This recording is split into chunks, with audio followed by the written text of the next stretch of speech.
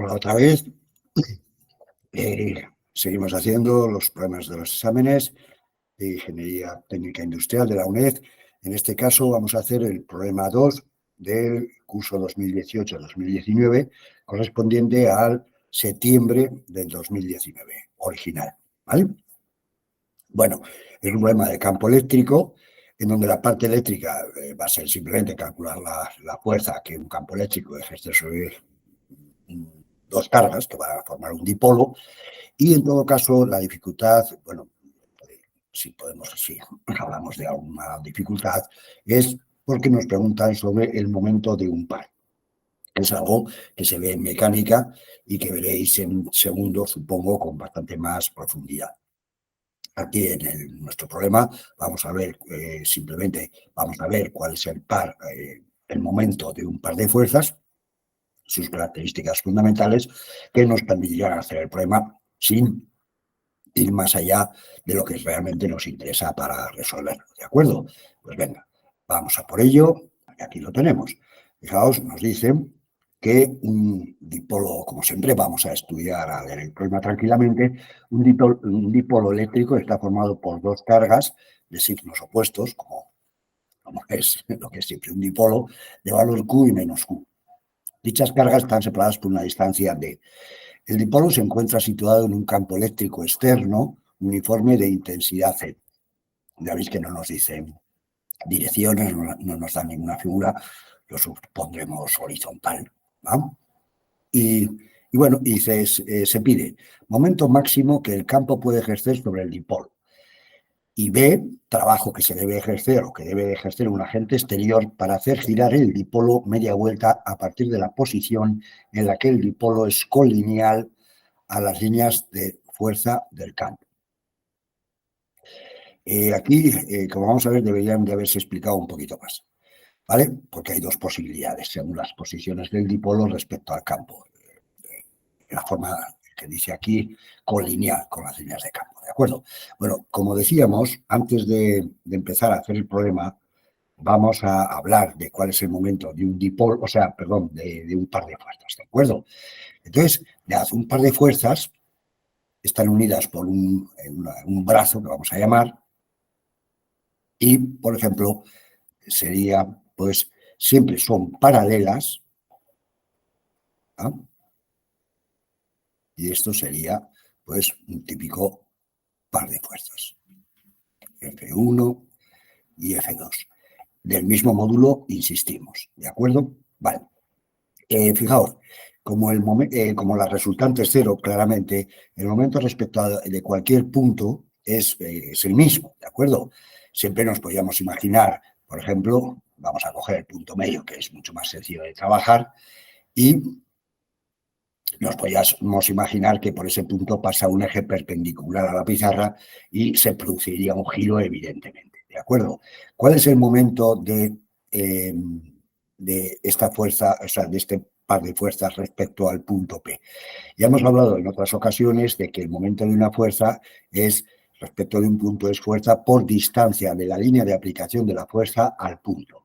Entonces, mirad, bueno, antes de nada, esto vamos a definir este dipolo, o sea, este par de fuerzas, vamos a definir por medio de este ángulo. Claro, no es lo mismo que estén perpendiculares, por ejemplo, al brazo, que no lo estén, ¿de acuerdo? Vamos a hacerlo genéricamente en función de θ, para, entre otras cosas, ver cuándo es máximo, que es algo que nos preguntan en el problema, ¿de acuerdo? Entonces, mirad, el dipolo, el momento, ¿va?, de la fuerza F2, que la veo más cómoda aquí para el dibujo.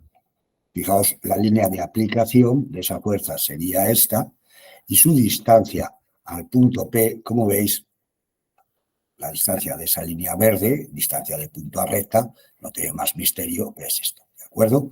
Esta sería el brazo. Fijaos, si la distancia que separa a las fuerzas la llamamos L, esto de aquí, esta distancia sería L medios y esta sería L medios. Y entonces, fijaos, el momento de F2 respecto del punto P, que claramente sería en este sentido, aquí no nos hace falta, insistimos, el año que viene en 3 dimensiones, pues veréis esto con bastante más profundidad. tiene su tratamiento aparte, pero para lo que nos interesa este año es más que suficiente lo que estamos diciendo aquí. Simplemente decir cuánto vale y el sentido de giro. Hombre, realmente es un producto vectorial que también lo tenéis en los apuntes. Sería un vector perpendicular al plano, formado por el brazo y la fuerza, y de sentido, en este caso, como giramos el sentido de las agujas del reloj, iría hacia adentro. Ese sería el vector momento. Pero insistimos que con saber simplemente su módulo y el sentido de giro es más que suficiente. Y en este caso, como veis, sería el módulo de la fuerza, F2, por esta distancia que, como veis, es L medios por el seno de θ. ¿De acuerdo? Como este va a ser el módulo exactamente el mismo que el momento de F1 respecto de P, ¿qué significa eso? Además, en el mismo sentido, claramente, porque si no, sería cero el momento total. Aquí se suman los dos porque van en el mismo sentido y el momento total de un par de fuerzas sería esto por 2. Dado que las fuerzas en módulo son la misma, ya vamos a llamar F y sería 2F por L medios por el seno de θ. Con lo cual, esta es una ley que vamos a aplicar siendo θ, como veis, el ángulo que forma la fuerza con el brazo, que une las dos fuerzas. ¿De acuerdo? Bueno, pues esta ley, no perderla de vista, porque es la que vamos a aplicar. Bueno, entonces, la primera pregunta en que nos dicen, recordad, dice, momento máximo que el campo puede ejercer sobre el dipolo. Vamos a ver. El momento máximo, como veis aquí, es cuando θ vale 90, ¿vale? O sea que, antes de empezar a hacer el problema, vamos a poner aquí que el momento máximo de un par de fuerzas quedaría representado por este dibujo, ¿no? O sea, cuando el brazo es este y las fuerzas son perpendiculares. Aquí tendríamos una y aquí tendríamos la otra. ¿De acuerdo? Bueno, entonces, esta sería F1 y esta sería F2. Realmente no son el mismo vector, por eso las diferenciamos en nomenclatura, pero como hemos dicho, tienen el mismo módulo. ¿De acuerdo? Bueno, pues vamos a llevar esto a nuestro problema. Vamos a suponer que el campo es horizontal, no nos han dicho nada, con lo cual, buena gana de cogerlo torcido, ¿verdad? Y si estuviera torcido, torcemos la cabeza y lo vemos así. O sea que eso es absolutamente arbitrario. Entonces, vamos a ver, ¿cuándo sería el momento máximo? Cuando, fijaos, la fuerza sobre una carga, como sabéis, es la carga por el campo, con lo cual la fuerza sobre las cargas va a tener sentido horizontal. Por lo tanto, para que el momento sea máximo, el brazo lo vamos a poner en perpendicular a la fuerza, que es horizontal. Entonces, si por ejemplo ponemos aquí la carga positiva, vamos a ponerlo aquí, más Q, pues como veis, la fuerza sobre una carga positiva, evidentemente según la expresión fundamental de fuerza que un campo eléctrico ejerce sobre una carga, según esa expresión claramente vemos que sobre cargas positivas la fuerza tiene la misma dirección y sentido que el campo, con lo cual la fuerza sobre esta carga sería la carga por E. Y claramente sobre la carga de abajo, que es negativa, que solemos ponerla en azul, aunque bueno, eso es creo que es una tontería iba a decir, pero bueno, así, ¿de acuerdo? La fuerza sobre esa carga sería, evidentemente, claro, como es la carga por el campo, sería de sentido contrario al campo, ¿de acuerdo? Y sería esta. ¿De acuerdo? Bueno, y esta sería menos Q por E. De tal manera que si esta es la distancia, nos decían que estaban separadas por una distancia D, el momento máximo sería, como veis, cuando el seno vale, cuando el ángulo es 90, por lo tanto, si esto de aquí vale, si θ es 90, el seno de 90 vale 1, y el momento máximo es la fuerza por la distancia L que la separa, que en este caso nos han llamado D, nos han dicho que era D, con lo cual el momento máximo sería F por D, con lo cual sería Q por E por D. Y esto sería el momento máximo, que es la primera pregunta que nos hace. Como veis, bastante sencilla, bueno, como todo cuando se sale, teniendo en cuenta lo que hemos hecho, ¿de acuerdo? Si nos dieran valores numéricos, que al final sí que lo hacen, pues calculamos en esta expresión cuánto valdría el momento máximo, pues, bueno, y en este caso podríamos poner que es así, el sentido del giro claramente es el sentido de las agujas del reloj, y entonces numéricamente en nuestro caso sería la carga 10 a la menos 4 por el campo que es 10 a la 6 por la distancia que es 10 milímetros, 10 por 10 a la menos 3. Con lo cual nos quedaría, como veis, 7 menos 7, 0, 10 a la 0, o sea, 1 newton por metro, es como se mide. Y claro, si es fuerza por distancia, claramente sus unidades son esas, ¿de acuerdo? Bueno, pues este sería la solución a la primera pregunta, ¿de acuerdo? Bueno, que yo creo que no era más que eso, un momento máximo, que tal, vale, pues ya está. Ahora vamos a ver, esta sería la pregunta A, todo lo anterior que hay a la derecha ha sido la explicación de cómo es el momento de un par, ¿de acuerdo? Y seguimos con la pregunta B.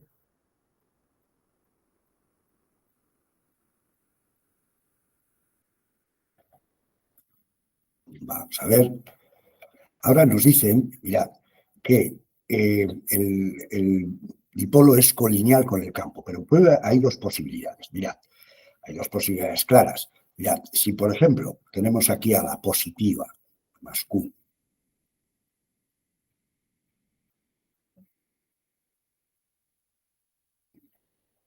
y aquí a la negativa, mirad, en cuanto torzamos un poquito, daos cuenta, vamos a ponerlo esto así, fijaos que sobre la carga positiva, la fuerza va a ser claramente en la dirección del campo, seguimos manteniendo que la dirección del campo es esta, ¿vale? Entonces, la fuerza sobre la carga positiva sería claramente esta, y la fuerza sobre la carga negativa sería esta. Con lo cual, esto va a girar por sí mismo, claramente ya veis, esta sería F negativa, esta sería la fuerza positiva sobre la carga positiva, y este brazo, o sea, este sistema, va a girar espontáneamente hasta llegar a la posición en donde la carga positiva queda a la derecha y la carga negativa queda a la izquierda. En ese momento, también, como en el momento inicial, fijaos, en el momento inicial, cuando estaba el dipolo era colineal, las fuerzas eran, esta era sobre la carga positiva, esta era sobre la carga negativa, las fuerzas son cero y evidentemente el momento es cero. Porque el ángulo que forman las fuerzas con el brazo, digamos, la línea negra, el segmento que las une, es 0 grados, el momento es cero. Pero es un equilibrio inestable, como veis. En cuanto se separe un poquito de la posición de equilibrio, ¡yum!, esto va a girar claramente así, como hemos dicho, y van a llegar a esta posición en donde, vamos a dibujar esto como hemos hecho todo el rato, en donde, fijaos, ahora la fuerza sobre la carga positiva es así y la fuerza sobre la carga negativa es así. También aquí claramente el ángulo ahora sería 180, el ángulo que forman las fuerzas con el brazo son 180, pero el seno va a ser cero también. También aquí tenemos un equilibrio, pero en este caso es un equilibrio estable, como veis, porque si separamos de la posición de equilibrio, va a tender a girar. Fijaos, si separamos un poquito como antes, vamos a, ya que nos hemos puesto, mirad, si lo separamos un poquito de la posición de equilibrio, esto va a tender, como la fuerza sobre la carga positiva va a seguir siendo esta, y sobre la carga negativa va a seguir siendo esta, va a tender a ponerse otra vez en la posición en la que estaba. ¿Ah?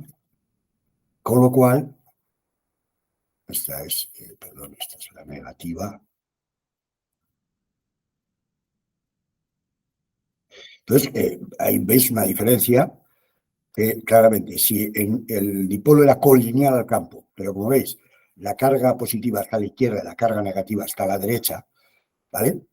Y entonces el equilibrio va a ser inestable y va a girar ello solo.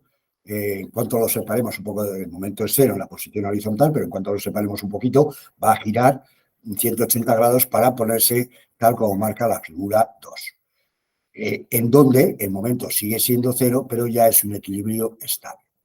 ¿Vale? Entonces, ¿qué ocurre? ¿Qué significa esto? Que si el dipolo es colineal, pero estamos en la situación 1, el agente exterior no va a tener que hacer ningún trabajo. En todo caso, sería un trabajo negativo para que llegue aquí a la posición 2 sin velocidad angular, porque entonces seguirá girando hasta que, claro, ya eso sería otro problema, ¿vale? Porque se produciría un movimiento casi seguro armónico de vibración alrededor del punto de equilibrio. ¿Vale? Entonces, si nos preguntan qué trabajo hay que hacer para efectivamente girar los 180 grados, vamos a suponer que el trabajo que tenemos que hacer es positivo, porque efectivamente estamos en la situación en donde el, el, el equilibrio es estable. O sea, vamos a suponer que estamos en la situación 2. Entonces, efectivamente, para pasar de la situación 2 a la situación 1, ¿vale? Efectivamente, el exterior va a tener que hacer un trabajo, ¿vale? Porque en esa situación las cargas tienden a ponerse como estaban en la situación 2, ¿de acuerdo? Entonces, claro, si yo quiero pasar de la situación de la 2 a la 1, voy a tener que, efectivamente, el agente exterior va a tener que hacer un trabajo positivo. Sin embargo, si quiero pasar de la 1 a la 2, no vamos a tener que hacer el exterior. En todo caso, como decimos, tendría que hacer un trabajo negativo para que llegue a la posición 2 sin girar, sin la energía cinética adquirida. Creemos que nos hemos explicado, pero bueno, si no, ya sabéis, estamos a vuestra disposición para que nos preguntéis. Entonces, visto esto, ya lo que vamos a hacer es de la situación 2, vamos a pasar a la situación 1. ¿De acuerdo? Entonces, vamos a copiarla, ¿vale? La situación 2, vamos a pasar a la situación 1. ¿Vale? Vamos a ver si todo va en orden. Eso estamos aquí con el apartado B. Yo creo que nos va a caber aquí. Espero para que tengamos todo en la misma página. Bueno, entonces, claramente, mirad, ¿qué momento? Ahora hemos girado un poquito, ¿ah? Y estas son las fuerzas que el campo eléctrico, hemos girado este ángulo tita, ¿ah? Y claramente, si yo quiero seguir, como decíamos, para pasar a la situación 1, si quiero seguir girando así, voy a tener que hacer un momento exactamente igual, pero de sentido contrario. Vamos a ver entonces, ¿cuál sería ese momento? Daos cuenta, el momento que tenemos que hacer exterior. Hombre, claro, vamos a pasar de la situación 2 a la 1 en un proceso que se llama cuasi estático. O sea, lo que vamos a hacer es hacer un momento exactamente igual que el del campo, pero, o sea, que produce las fuerzas eléctricas, pero en sentido contrario. Entonces, vamos a ver si aplicamos la ley que hemos dicho, ¿vale? El momento hay, ya sabéis que hemos dicho que era F por D por el seno de tita, ¿vale?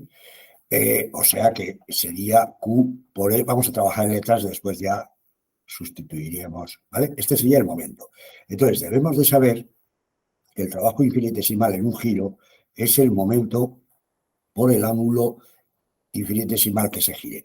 Tenemos que coger ángulos infinitesimales porque, como vemos, el momento depende del ángulo. O sea, no es una constante. Si fuera una constante, simplemente sería momento por ángulo, girado, y se acabó. Pero no lo es. Entonces, esto nos queda que es Q E por D por el seno de tita por diferencial de tita.